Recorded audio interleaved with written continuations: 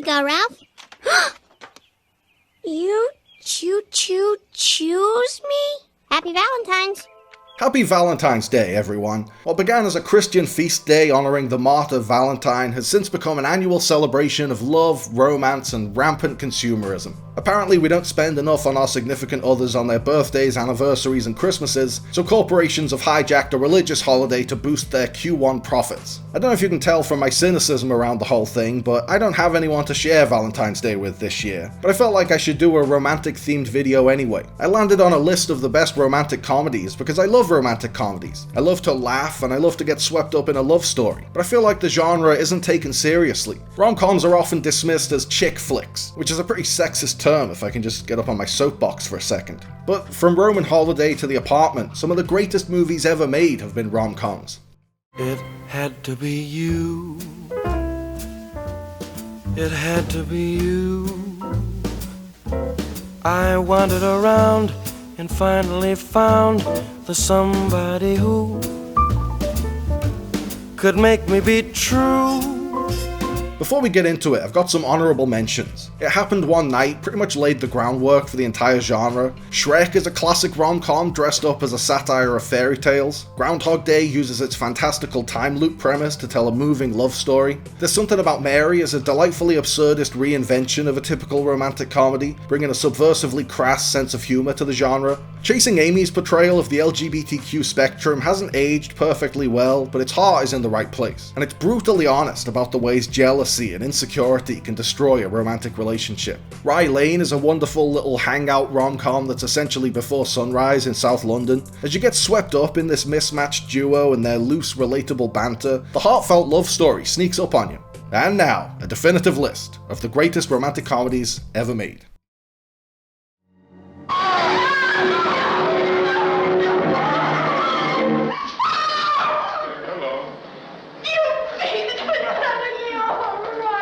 The premise of William Wyler's Roman Holiday is about as high concept as they come. Audrey Hepburn plays Princess Anne, the disillusioned heir apparent to the throne, and Gregory Peck plays Joe, an American journalist with whom she shares a whirlwind romance when she sneaks off during an official visit to Rome. But it works because the emotions are real. Anne and Joe's feelings for each other are real. Their chemistry is undeniable. Being a princess isn't very relatable, but being bored of a strict routine and wanting to break free of your limitations and experience the world is universal. There are no unnecessary plot contrivances in Roman Holiday. The focus is squarely on these two people who quickly fall for each other as they tour the hotspots of the Italian capital. Hepburn's free spirit is hilariously mismatched with Peck's stuffy sensibility, and the movie builds to a heartbreaking ending. You know Anne and Joe can't be together, and at a certain point they're gonna have to part ways, but it still hurts when they say their goodbyes. Listen, will you ever forget the night you brought the governor back to the hotel? You see, I was in taking a bath when I came walking out without... she didn't know I was in town. The enemies to lovers dynamic has been so overused in the rom-com genre over the years that even the very mention of it is enough to get eyes rolling. But back when it was an original idea, it was perfected in Howard Hawks' His Girl Friday. Cary Grant stars as a newspaper editor alongside Rosalind Russell as his ex-wife and best reporter. In a bid to win her back before she marries another man, the editor suggests that they cover one last story together. Grant plays hysterically into his character's cockiness and social ineptness, and Russell holds her own with biting wit and exuberant self-confidence. His Girl Friday is the quintessential screwball comedy. The dialogue has an infectious rhythm, and Grant and Russell nail the snappy repartee of their constant bickering. Did you hear what I said, Miss Kubelik? I absolutely adore you. Shut up and deal. Billy Wilder managed to slip a delightfully raunchy premise past the restrictions of the Hays Code with The Apartment. It's about an insurance clerk who lets his bosses bring their mistresses to his apartment to have their affairs in the hope of getting in good with his superiors and climbing the corporate ladder. Not only is that a really funny premise that opens itself up to endless comedic situations, it also puts a spotlight on Baxter's loneliness. As he falls for his boss's mistress, the apartment deftly balances the bedroom farce with a touching romantic drama. Jack Lemmon is in fine form as the nebbish, lovable everyman, and Shirley MacLaine is both hilarious and heartbreaking as his wisecracking love interest, who's strong and self-assured but also deeply vulnerable. It takes a truly great filmmaker to have a suicide attempt as a major plot point in a rom-com and still have it be fun and light-hearted, but Wilder managed to pull off that tonal tomfoolery. Oh! Oh! Oh! Oh, God. Oh.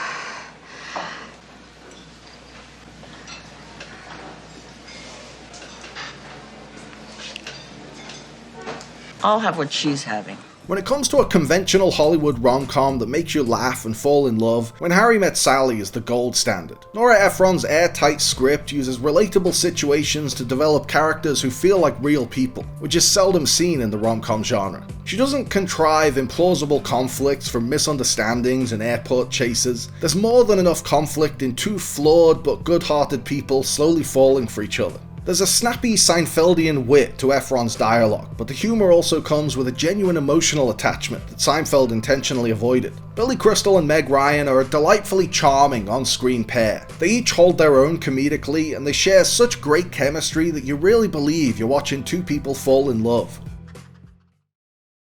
All right, here you go. Oh, don't give it to me. Don't. Look, one crawl behind the refrigerator. It'll turn up in our bed at night. Will you get out of here with that thing? I know, Woody Allen, but when it comes to movies that combine romance and comedy, they don't come any better than Annie Hall. Very few rom-coms do anything interesting with their cinematic language, but Annie Hall breaks the fourth wall, tells its story out of order, and has a great scene where the subtext of flirtation is explored in subtitles. Whereas most romantic comedies are about two people getting together, Annie Hall is about sifting through the pieces after a breakup. It sets itself apart from other rom-coms in its opening seconds when Alvy announces to the audience that his relationship with Annie has just ended. He goes through his on and off, up and down romance with Annie, as well as fragments of several other failed relationships, to figure out what went wrong. Most romantic comedies are a wish fulfillment fantasy, peddling some bullshit Hollywood version of love, but Annie Hall is a much more honest and bittersweet portrayal of the relatable foibles of dating.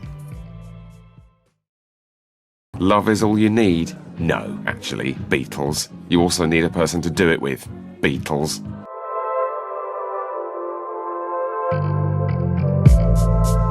Thanks for watching, guys. I hope you liked the video. Remember to like and subscribe and click on the little bell. And also seize the day and call your mom and be kind to yourself.